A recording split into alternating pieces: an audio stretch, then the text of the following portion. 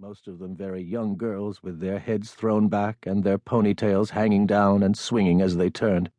I stepped out onto the ice in my goaltender's skates, and to my surprise found myself creeping along the sideboards like the frightened muskrat Chuchundra in Rudyard Kipling's Rikki Tikki Tavi, who never dares to come into the middle of the room, taking crotchety steps as I tried to dredge out of my past even the simplest fundamentals. I had forgotten everything: how to stop, to skate backward.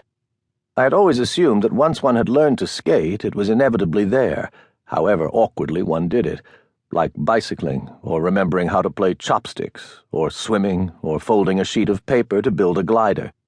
But all that was left of my skating past, with its crazy abandon, was that I still sagged over onto my ankle bones. Some of the skaters whizzed by, glancing curiously down at my goalie skates as I moved slowly over the ice. Could any of them have imagined that they were looking at someone who in a few weeks' time would be playing for the Boston Bruins?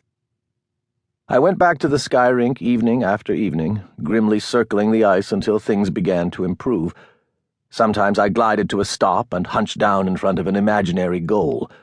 I tried the quick lateral movements I knew would be required of the goaltender. What could my skating companions at the rink have made of this? A solitary figure hopping and shifting back and forth across a small rectangular area of ice. I haunted the strange neon glow of the place. I came to know its hierarchy, which was established in circles like the rings of an immense archery target. On the outside were the unwashed, the clumsies, the shriekers, the flailers, the board clutchers, the small tots who took 6 quick walking steps and then glided, teetering slightly, for 3 yards. It was in this first circle that I had toiled during my early visits, towering above the children, until slowly, as the sessions went on, I gained confidence and worked my way gingerly into the inner rings. Here the movement was quicker and more professional. Skaters moved in rhythm to the music, their skates biting into the ice on the turns. Among us moved a speed skater with his long blades, and on occasion an older couple, wonderfully proficient, the man very natty with a small white mustache, and the woman with a woolen skating dress of Scotch plaid with a big decorative safety pin, both with gloves and holding hands to do the dance turns as the waltz poured out over us from the Wurlitzer. In from us was the sacrosanct center oval in which the figure skaters performed, the girls in pert skirts that lifted when they twirled, their shanks extended by the height of their skates, so that their long-legged enchantment was exaggerated, like the romanticized heroines in a space-age comic strip. There was invariably a child prodigy or two, thin, stilt-like girls, beautifully kempt, and often so young as to be barely on the edge of being able to talk, each as spangled as toy poodles, and launched out onto the ice by young mothers who never took their eyes off their daughters, and who sat waiting on the benches with the straw picnic baskets that contained their suppers.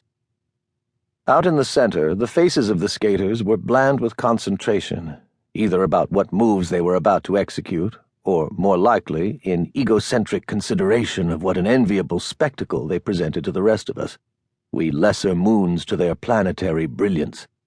One had only to see one of these estimable creatures stumble and have her bottom slide a swatch across the faint snow coating on the ice to know the true misery of the pratfall. This rarely seemed to happen, though those of us on the perimeter wistfully wished it happened more.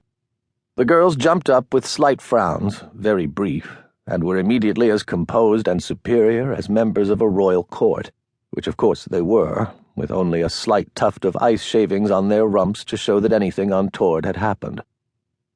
One evening, as I was seated on one of the long benches, skates off and working my toes back and forth, a man skated off the rink and sat down next to me. He asked if I would like to stay after the public had left the rink and play some midnight hockey. Oh yes, he went on, that was a regular tradition. There was actually a team that played out of the sky rink. Gittler's Gorillas. The Gorillas. The man nodded and said that he had noticed my skates. Goalie, eh? He told me that their regular goalie had just telephoned to say that his butcher's shop in Kew Gardens had been damaged by fire the night before, and he was still taking inventory. He could not make it for that night's scrimmage. Would I take his place? His question came just as I was imagining the barbecue smell of cooked steak drifting above Kew Gardens. Well, I don't know, I said. My mind raced. I'm not really a goalie. I'm learning to be a goalie.